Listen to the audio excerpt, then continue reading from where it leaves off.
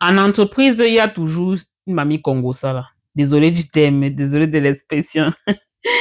Il y a toujours une personne, voilà, avec qui il faut faire attention à ce que tu dis devant elle. Cette personne-là est toujours prête à écouter les informations et à les rapporter. Il y a toujours ça. Il y a toujours cette personne-là dans toutes les entreprises. Il dit que toutes les entreprises, il y a une personne qu'on appelle une pipelette. Cette personne-là, c'est une pipelette. Voilà. Donc, ça part, elle, son travail. Finalement, cette personne-là ne travaille pas. Tu ne sais pas ce qu'elle fait dans l'entreprise. Mais cette personne est toujours là seulement pour aller rapporter ce qu'elle a entendu. Je me dis que sûrement les recruteurs font sciemment. Ils font ça sciemment de recruter des personnes qui vont se charger de leur donner les informations. Je pense que les recruteurs font ça sciemment. De recruter des pipelettes. Il y a toujours des pipettes en entreprise. C'est pour ça que tu dois savoir comment tu dois te comporter en entreprise. C'est capital pour ta réussite. C'est capital. En entreprise, il faut savoir que il y a des rouages. Il faut savoir qu'il y a des choses qu'il faut dire, des choses qu'il ne faut pas dire. On ne dit pas tout à n'importe qui, n'importe comment. Tu dois savoir te comporter. Surtout si tu veux durer dans cette entreprise-là. En entreprise, tu dois te comporter comme quelqu'un qui n'a pas vu, qui n'a pas entendu. Quand c'est comme ça, tu peux durer, même, tu peux faire 20 ans dans une entreprise sans problème. Le secret seulement, c'est de te comporter comme un aveugle et un sourd-muet. Point final. Quand c'est le travail, bien sûr, tu es bien posé, tu travailles bien évidemment, tu travailles très très bien, tu vois, tu entends quand il s'agit du travail. Maintenant, quand il s'agit de ce que tel ou tel a fait, quand il s'agit de ce que tel ou tel monde est en train de manigancer, ça ne te concerne en rien. Là-bas, tu n'as ni yeux, ni oreilles, tu n'as rien.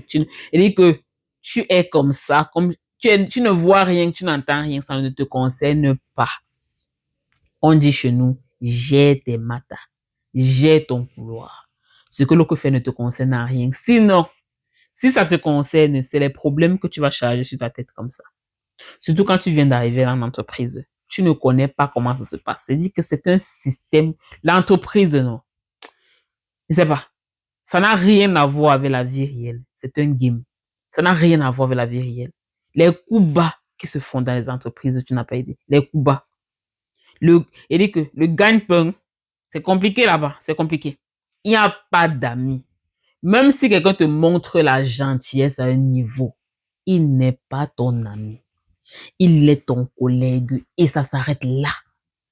Tu n'as pas à aller raconter que ma famille a fait ci, mon enfant a fait ci, ma femme a fait ça, mon mari a fait ça. Ça ne concerne personne, ça ne concerne que toi. Les disputes entre collègues, ce n'est pas ton problème. J'ai ton couloir. Quand tu comprends ça en entreprise, tu vas, tu vas vivre ta vie professionnelle comme un professionnel. Comme un professionnel. Tu dis que rien ne te concerne, les rumeurs, il est monté, elle est descendue, Nadège a fait ça, Solange est montée, ça ne te concerne pas. Tu entends une dispute entre collègues, ça ne te concerne pas. On vient demander ton avis, tu n'as pas d'avis. Tu es focus sur ce que tu fais. Sois juste convivial. Oui, souris avec les autres. Voilà, dissipe la bonne humeur, mais n'entre pas dans les problèmes des gens. Et je répète cette phrase, n'entre pas dans les problèmes des gens. Parce que si tu le fais, ce qui va sortir après que tu as dit, alors que tu ne sais même pas de quoi il s'agit, ce sera très grave. N'entre pas dans les problèmes des gens, ça ne te concerne pas. Tel a dit que, tel a fait ci, tel a fait ça, ce n'est pas ton problème là-bas. Tu tentes d'ouvrir ta bouche. On va dire après que c'est toi qui avais fait ci. On va dire après que c'est toi qui avais fait ça, c'est toi qui avais dit ceci, c'est toi qui avais dit cela. Juste la bouche. Quand tu entres en entreprise, contrôle désormais ton langage. Contrôle désormais ce qui sort de ta bouche. Ça doit être mesuré. Ça doit être contrôlé. Si tu es une personne qui de base bavarde beaucoup, tu es une personne pipelette. Si tu continues le bavardage là va t'enseigner. Le bavardage d'entreprise va t'enseigner si tu continues à bavarder. Si tu es une personne qui bavarde beaucoup, apprends à retenir ta bouche. Apprends à garder pour toi des choses. Apprends à faire comme si tu n'as rien entendu. Même si tu entends, ferme ta bouche. Parce qu'après le retour de ça, je ne sais pas si tu ne vas pas pouvoir gérer en fait le retour. Ce sera très fatal. Ta vie privée concerne ta vie privée et rien d'autre. Parce qu'il y a des gens en entreprise qui sont souvent chargés de te suivre, qui sont chargés de suivre tes faits et gestes, tes mouvements. C'est comme ça. Là où on gagne l'argent, là où on gagne, c'est un monde très compliqué. Il faut être très prudent, très méticuleux. C'est pas le voix bébé. C'est la vie réelle.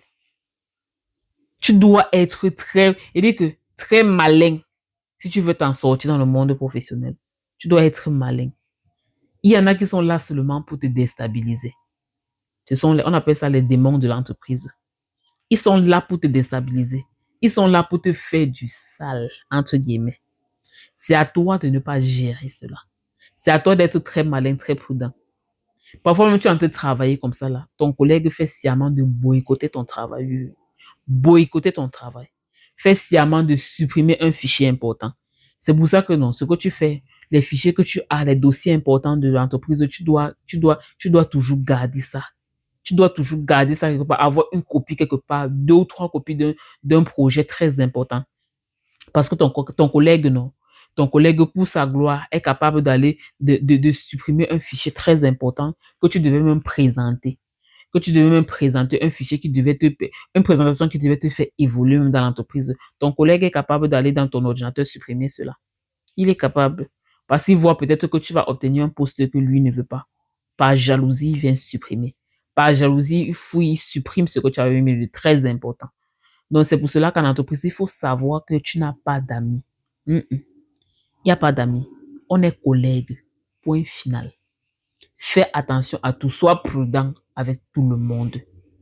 Je dis que quelqu'un te commence à te regarder mal comme ça. Mets-toi sur tes gardes. Parce que tu ne sais pas ce que la personne veut te préparer. Tu ne sais pas. Tu ne sais pas ce que la personne veut faire contre toi. Sois prudent. Tes dossiers, garde toujours des copies de tout ce que tu fais. Ton ordinateur, tu ne le laisses pas comme ça allumé et tu pars. Tu ne sais pas ce que tel va faire dedans. Tu ne sais pas ce que tel va venir chercher dans ton ordinateur. Tu n'en sais rien. Tu ne peux pas laisser ton ordinateur comme ça. Tu laisses allumer, tu laisses les fichiers comme ça ouverts et tu pars. Non. À chaque fois que tu pars en pause, ferme ton ordinateur. Ce n'est pas pour rien. Éteins ton ordinateur. Parce que généralement, il y a des codes. Lorsqu'on ouvre, la personne ne pourra pas ouvrir facilement tes fichiers parce qu'il y a des codes et tout. Éteins toujours ton ordinateur quand tu sors. Même si tu sors prendre un café pour 10 minutes, éteins ton ordinateur. La personne avec qui tu es en train de rire là, la personne là qui va ouvrir ton ordinateur, prendre des fichiers importants, ou bien supprimer un fichier important dans ton ordinateur, la personne avec qui tu ris tous les jours là. Fais très attention. Aujourd'hui, non. La vie est devenue difficile, le monde est devenu compliqué, c'est con. Il n'y a pas d'amis. En entreprise, il n'y a pas d'amis. Vous êtes collègues au point final. Voilà. Donc, ceux qui sont à la recherche, pour ceux en entreprise, pour ceux qui veulent travailler en entreprise, voilà, pour les étudiants particulièrement qui veulent travailler, qui sont à la recherche de ce qu'on appelle l'alternance, voilà, c'est-à-dire que tu veux fréquenter et l'entreprise te paye également, c'est ça qu'on appelle une alternance en France, et ta formation, bien sûr, financée par l'OPCO, qui est un organisme en France qui finance la formation professionnelle des étudiants, voilà. Si tu veux fréquenter gratuitement en France, je t'invite à cliquer sur le lien qui est sur ma bio, remplis le formulaire sur la recherche d'alternance en France et je vais t'inviter à la formation de jeudi. Voilà, tous les jeudis, je fais la formation. Tous les jeudis à 20h30, voilà, je fais la formation sur la recherche d'alternance et la formation dure 1 heure de temps. De 20h30 à 22h, je t'apprends toutes les techniques que tu as besoin de savoir pour pouvoir trouver rapidement ton alternance en France. Voilà, et je te montre comment également adapter tes CV en fonction de l'offre. Lorsque tu postules pour trouver une alternance en France, tu dois adapter ton CV. Tu dois avoir plusieurs CV que tu adaptes en fonction de l'offre. En le faisant, tu vas pouvoir rapidement trouver ton alternance parce que tu postules spécifiquement à une offre bien précise, avec un CV bien précis. Cela fera en sorte que les entreprises vont t'appeler rapidement pour passer ton entretien.